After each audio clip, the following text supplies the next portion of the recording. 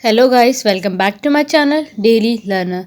Do not forget to subscribe my channel and also press the bell icon. So guys आज के video में हम discuss करेंगे 12th standard का SP subject means secretariat practice. तो इस वीडियो में हम डिस्कस करेंगे एसपी सब्जेक्ट के न्यू सिलेबस कि उसमें कौन से चैप्टर्स हैं जो नए आए हैं। एसपी का जो सिलेबस है चेंज हो गया है थोड़ा, फिर भी उसमें पुराने चैप्टर्स हैं जैसे कि लेटर्स के चैप्टर्स हैं वो सब वैसे के वैसे चैप्टर्स हैं। और हम डिस्कस करेंगे कौन से चैप्टर्स इंपॉर्टेंट है जो बोर्ड एग्जाम में आ सकते हैं और उसमें से कौन से इंपॉर्टेंट क्वेश्चंस जो पूछे जा सकते हैं बोर्ड एग्जाम में, ये सब हम इसमें डिस्कस करेंगे। और इसमें हम स्टार्ट भी करेंगे एसपी का first chapter introduction to corporate finance. इसमें पढ़ेंगे कॉर्पोरेट फाइनेंस होता क्या है और फाइनेंस का मीनिंग क्या होता है, उसके डेफिनेशंस क्या होते हैं and importance of corporate finance, ये सब हम इस वीडियो में डिस्कस करेंगे। सो फर्स्ट हम डिस्कस करेंगे न्यू सिलेबस जो एसपी में आए हैं, न्यू चैप्टर्स कौन से हैं और कौन से इंपॉर्टेंट चैप्टर हैं फॉर द बोर्ड एग्जाम्स के लिए। सो फर्स्ट हम डिस्कस करेंगे कि कौन से चैप्टर्स इंपॉर्टेंट हैं जो बोर्ड एग्जाम में आ सकते हैं। सो जो 6 एंड 7 और 8 1 है वो बहुत ही ज़्यादा इंपॉर्टेंट चैप्टर है, इसको हम ऑप्शन में डाल ही नहीं सकते हैं। सो इसमें से लेटर्स पूछें, कॉरेस्पॉन्डेंस मीन्स लेटर, वो लेटर्स पूछेंगे इस चैप्टर्स में से। सो वो बोर्ड एग्जाम में लेटर्स पूछ सकते हैं correspondent with member and correspondent with debenture holder and correspondent with depositor. So ये इनके ऊपर ये लेटर्स पूछे जा सकते हैं बोर्ड एग्जाम में। सो जो फर्स्ट और सेकंड थर्ड वन चैप्टर है ये लास्ट के सिलेबस में भी यही चैप्टर्स है, सो ये चेंज नहीं है, वैसे के वैसे ही चैप्टर्स हैं। सो इसमें जो फर्स्ट और सेकंड है वे बहुत ही ज़्यादा इंपॉर्टेंट चैप्टर है। सो जो थर्ड वन है इसमें से हम कुछ क्वेश्चन ऑप्शन में डाल सकते हैं। सो फिर भी हमको ये थर्ड चैप्टर करना है। सो गाइस अगर आप ये 6 चैप्टर करेंगे फर्स्ट सेकंड थर्ड 6 7 और 8, ये चैप्टर अगर 6 चैप्टर अगर अच्छे से पढ़ लेंगे और जो लेटर्स है वो भी अगर अच्छे से कर लेंगे, प्लस जो ऑब्जेक्टिव बोर्ड एग्जाम पूछते हैं अगर वो आप कर लेंगे ये सब, तो आप 70 to 80% क्रॉस कर सकते हैं बोर्ड एग्ज़ाम में। तो जो बाकी की चैप्टर्स है फोर्थ फिफ्थ और ये 9 10 11 12, इसमें से एमसीक्यूज पूछेंगे, डिस्टिंग्विश पूछेंगे और ट्रू और फॉल्स पूछ सकते हैं और वन लाइन सेंटेंसेस, ये सब ऐसे पूछ सकते हैं बाकी के चैप्टर से। पर जो मैंने 6 चैप्टर जो बोले हैं जो इंपॉर्टेंट है उसको अच्छे से कर लेना, तभी आपके 70 to 80% क्रॉस कर सकते हैं। सो अब हम स्टार्ट करेंगे एसपी का सेक्रेटरी प्रैक्टिस का first chapter introduction to corporate finance. So इस चैप्टर में हम पढ़ेंगे introductions of finance, meaning of corporate finance and definitions of corporate finance, और इसके हम इंपॉर्टेंस पढ़ेंगे कॉर्पोरेट फाइनेंस के। सो फर्स्ट हम समझ लेते हैं कि फाइनेंस होता क्या है। So the term finance is related to money and money management. It is related to inflow and outflow of money and success of any business organisation depend upon the efficiency with which is it is able to generate and use the fund. So जो finance का terms है वो relate करता है मनीज को and money management को। So it is related to inflow outflow of cash या फिर मनी। सो जो जितने बिजनेस ऑर्गेनाइजेशन उनकी जो सक्सेस रहती है वो डिपेंड होती है on the efficiency of employees या फिर मैनेजर्स के ऊपर, which is it is able to generate and use the fund. So ये था फाइनेंस का मीनिंग। अब हम पढ़ेंगे कॉर्पोरेट फाइनेंस का meaning. So the corporate finance deals with the raising and using of finance by a corporation. It deals with the financing the activities of the corporations, capital structuring and making investment decisions. So corporate finance deal करता है with the raising and using of finance by corporation. So it is also deals with the financial activities of the corporation. So ये deals करते हैं financial activities जैसे कि capital structuring and making investment decision. So ये था हमारा corporate finance का meaning. अब हम देखेंगे कॉर्पोरेट फाइनेंस का definitions. So, according to Henry Hongland, express the view that corporate finance deals primarily with the acquisitions and use of capital by business corporation. So, Henry Hoagland ने express किया है कि जो corporate finance से deals करता है primarily with the acquisitions and use करता है कैपिटल्स को बाय बिजनेस कॉर्पोरेशन। सो जो कॉर्पोरेट का फाइनेंस वो ऑल्सो इंक्लूड करता है फाइनेंशियल प्लानिंग को and study of capital market and money market and share market. So ये था हमारा डेफिनेशंस ऑफ कॉर्पोरेट फाइनेंस। अब हम पढ़ेंगे importance of corporate finance.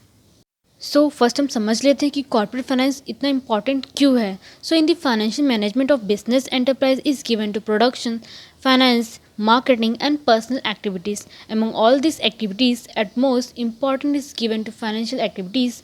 The importance of corporate finance may be discussed as follows. अब हम corporate finance की importance पढ़ेंगे पॉइंट वाइज। उसमें से फर्स्ट पॉइंट है help in decision making. Most of the important decisions of business enterprise are determined on the basis of availability of fund. It is difficult to perform any functions of business enterprise independently without finance. Business enterprise में जो most important decisions है वो लिए जाते हैं on the basis of availability of fund. उनके लिए difficult हो जाता है to perform any functions of business enterprise independently without the finance. Every decision in the business is needed to be taken keeping the view of its impact on profitability. There may be a number of alternatives, but the management is required to select the best one which will enhance the profitability. जितने भी business organisation है वहाँ पे decision लिए जाते हैं on the basis of the view of its impact on profitability, और वो बेस्ट अल्टरनेटिव सिलेक्ट करते हैं, मतलब वो बेस्ट प्लान सिलेक्ट करते हैं जिससे मैनेजमेंट में प्रॉफिटेबिलिटी हो सकती है on the basis of the which will enhance the profitability. Thus corporate finance play significant role in the decision making process. Second point is help in raising capital for a project. Whenever business firm want to start a new venture, it needed to raise capital. Business firm can raise fund by issuing share, debenture, bonds, or even by taking loan from the bank. कभी भी जब business firm business start करता है तो उसको capital की ज़रूरत पड़ती है। बिजनेस जो बिजनेस वाला रहता है वो या फिर राइज करता है fund by the issuing share, debentures, bond, और या फिर लोन लेता है बैंक से। Third point is help in research and development. Research and development must be undertaken for the growth and expansion of business. Detailed technical work is essential for the executions of project. Research and development is lengthy process and therefore funds have to be made available throughout the research work. This would require continuous financial support. Research और development किए जाते हैं for the growth and expansion of business के लिए, और जितनी भी technical work है ये एसेंशियल्स रहते हैं for the execution of project के लिए। जो रिसर्च और डेवलपमेंट है ये बहुत ही लेंथी प्रोसेस है, इसके लिए therefore the fund have to made available throughout the research work. इसको रिक्वायर होती है for the continuous financial supports के लिए। Fourth point is help in smooth running of business firm. A smooth flow of corporate finance is needed so that the salary of employee are paid on time, loan are clear on time, raw material is purchased whenever required, sales promotions of existing product is carried out smoothly, and new product can be launched effectively. अगर corporate finance में अगर smooth flow रहेगा जो employees की जो salary है वो paid होगी ऑन टाइम पे, और जो लोन भी है वो भी क्लियर हो जाएंगे ऑन टाइम पे, और जो रॉ मटेरियल जो परचेस करेंगे जब भी ज़रूरत रहेगी हम परचेस कर सकते हैं कभी भी। जो sales promotions of existing product है वो कैरिड कर सकते हैं आउट स्मूथली, और जो न्यू प्रोडक्ट जो हम लॉन्च करेंगे वो इफेक्टिवली हम लॉन्च कर सकते हैं। Fifth point is promote expansion and diversification.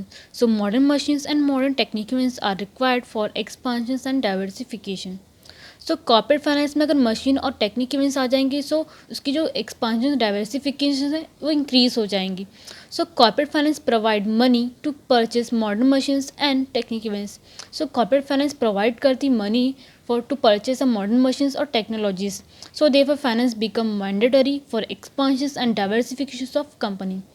Sixth point is managing risk. Company has to manage several risks such as sudden fall in sales, loss due to natural calamities, loss due to strike, etc. Company need to financial aid to manage such risks.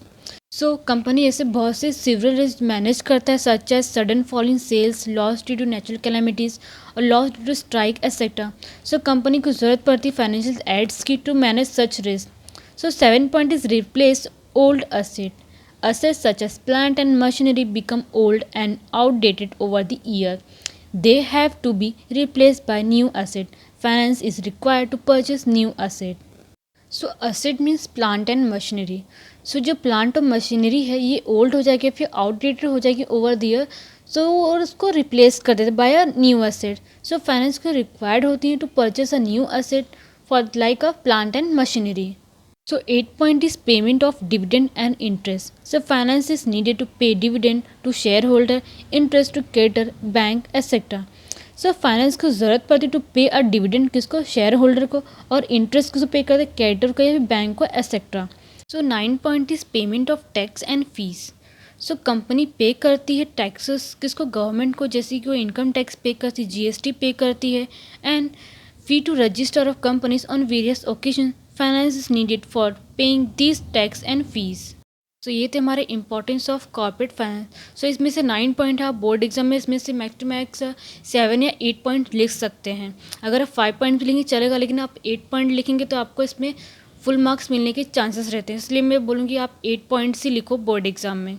सो आपने अगर अभी तक channel को subscribe नहीं किया तो आप subscribe कर दें, इससे आपको डेली अपडेट्स मिलते रहेंगे about the degree college, markets and the junior college.